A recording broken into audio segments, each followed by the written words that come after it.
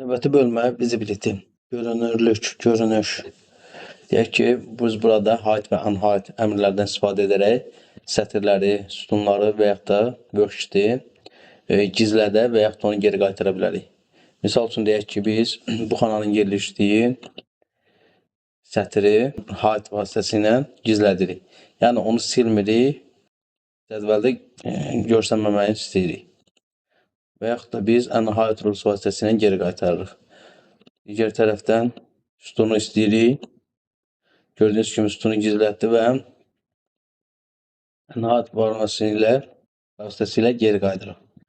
Deyək ki, bunun başqa bir variantı da var. Biz tutaq ki, sətri gizlətmişik.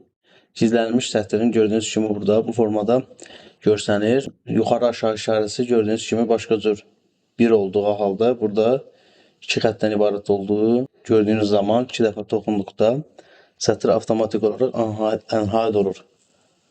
Sütunda onun kimi. Əlavə olaraq biz worksheet'imizi də gizlədə bilirik. Gördüyünüz kimi bizim satış worksheet'imiz gizləndi.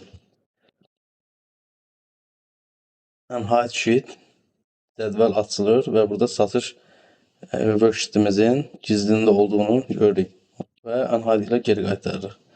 Və yaxud da bunun başqa bir variantı worksheet'imizi gizlədirik və biz hər hansısa bir worksheet'in başlığı üzərində sheet barda onların adları yerləşən üzərində sağ düyməni basaraq unhide bölməsini seçdikdə həmin cədvəl gizlində olan worksheet'lərin cədvəli gəlmiş olur. Siyahısı gəlmiş olur və biz də onu seçərək yenidən unhide edirik.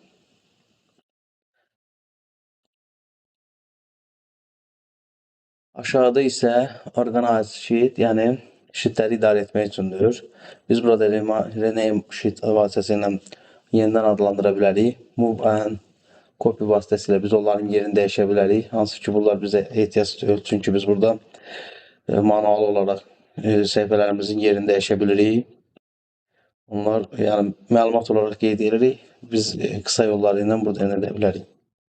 Və yaxud da sheet barımızdan adımızı, sheetimizin deyək ki, worksheetimizin adını rəngləyə bilirik. Misal üçün, belə seçdikdə gördüyünüz kimi bu rənglənir. Bunu dediyimiz kimi buradan da tab color vasitəsilə də rəngləyə bilərik. Gördüyünüz kimi.